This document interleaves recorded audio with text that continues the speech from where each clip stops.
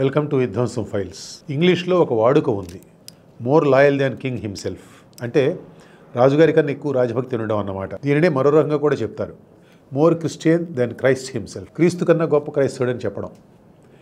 ఎవరైనా మరీ విడ్డూరమైన స్వామిభక్తి ప్రదర్శిస్తున్నప్పుడు వారిని వ్యంగ్యంగా ఇలా వివరణిస్తారు. ఆంధ్రప్రదేశ్ సిఐడి పోలీసు విభాగం ఈ వర్ణనకు ఎంచక్కా సరిపోతుంది. గత 4.5 ఏళ్లలో సాటిలేని వారి స్వామిభక్తి పదే పదే నిరూపణ అవుతూ వచ్చింది. సీనియర్ ఐపీఎస్ అధికారి పివి సునీల్ కుమార్ కాక మరెవరన్నా నాయకత్వం వహించున్నట్లయితే ఆ విభాగానికి అంత ఖ్యాతి వచ్చేది కాదు. సునీల్ కుమార్ అనంతరం సిఐడి విభాగం పగ్గాలు చేపట్టిన మరో సీనియర్ ఐపీఎస్ ఎన్ సంజయ్ ఆయనను మరిపించేందుకు శాయశక్తులా ప్రయత్నిస్తారనుకోండి. ఎస్సీ వర్గానికి చెందిన సునీల్ కుమార్ జర్నలిజం నేపథ్యం నుంచి వచ్చారు.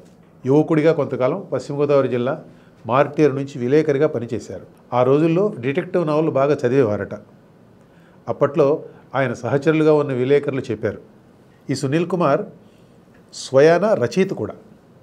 ఈ నేపథ్యం చూస్తే ఐపీఎస్ సునీల్ కుమార్ వ్యవహరించిన తీరును అర్థం చేసుకోవడం కొంచెం కష్టమే మనకి.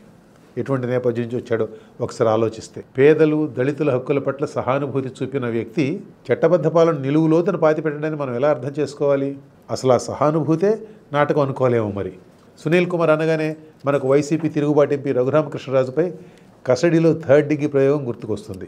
రఘురామకృష్ణరాజు గారు హై ప్రొఫైల్ ఎంపీ కాబట్టి దానిపై అంత చర్చ జరిగింది. కానీ సునీల్ కుమార్ బాధితులు తక్కువ సంఖ్యలో ఏమీ లేరు. ఆయన నేతృత్వంలో ఏపీ సిఐడి పోలీసులు విచ్చలవిడిగా ప్రజల హక్కులను కాలరాసిన తీరు పెద్ద గ్రంథమే అవుతుంది. ప్రభుత్వ పెద్దల కళ్ళల్లో ఆనందం చూడడానికి ప్రతిపక్ష నేతలను, కార్యకర్తలను అక్రమంగా అరెస్ట్ చేయడం వారికి పవిత్ర కర్తవ్యంగా మారింది. సోషల్ మీడియా వేదికగా ప్రభుత్వంపై విమర్శ కనపడడమే పాపంగా సునీల్ కుమార్ ఆయన ఇచ్చిన స్ఫూర్తిదాయక నాయకత్వంలో సిఐడి విభాగం విజృంభించింది. ప్రతిపక్ష కార్యకర్తల ఇళ్లపై సిఐడి పోలీసులు అర్ధరాత్రి దాడులు చేయడాలు, అదుపులోకి తీసుకోవడం సర్వసాధారణమైపోయింది. అధికార పక్షంపై ఫిర్యాదులు దగ్గరికి వచ్చేసరికి మాత్రం చట్టాలు అదృశ్యమైపోయాయి. ఈ క్రమంలో రాజ్యాంగం ప్రసాదించిన హక్కులు నవ్వులు పాలయ్యాయి.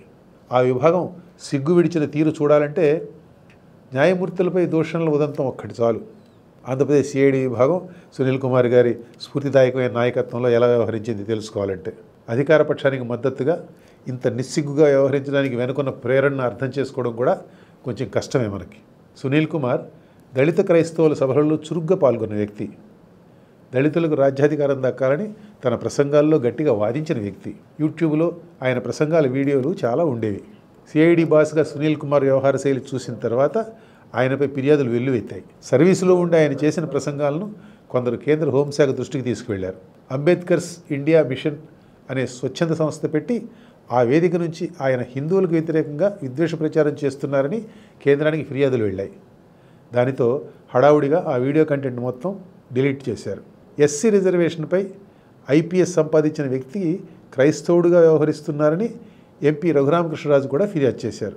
సునీల్ కుమార్కు రాజకీయాలపై ఆసక్తి ఉందని, రేపు వైసీపీ టికెట్ కోసం ప్రయత్నించినా ఆశ్చర్యపడాల్సిన అవసరం లేదని కూడా వినపడింది. ఆయన జీవితాదర్శం అదే అయితే మనకు అభ్యంతరం ఉండక్కర్లేదు. రాజకీయాల్లో వెళ్ళాలని, ఎంపీగా గెలవాలని అనుకుంటే మనకేం అభ్యంతరం లేదు. కానీ దానికోసమో ఇక దేనికోసమో ఆయన ప్రజల పక్షాన పనిచేయడం మానివేసి పాలకుల అడుగులకు మడుగులెత్తడం మాత్రం చాలా పెద్ద అపరాధం. ఐపీఎస్ పదవికే అపచారం. చట్టాలను ఉల్లంఘించే నేరస్తులకు ఇలాంటి ఐపీఎస్లకు మధ్య ఏంటి తేడా? అధికారం చేతిలో ఉంది కాబట్టి సునీల్ కుమార్ లాంటి వాళ్ళు తప్పించుకుంటున్నారే తప్ప, సింపుల్గా చెప్పాలంటే వారు చేస్తున్నది కూడా నేరమే కదా.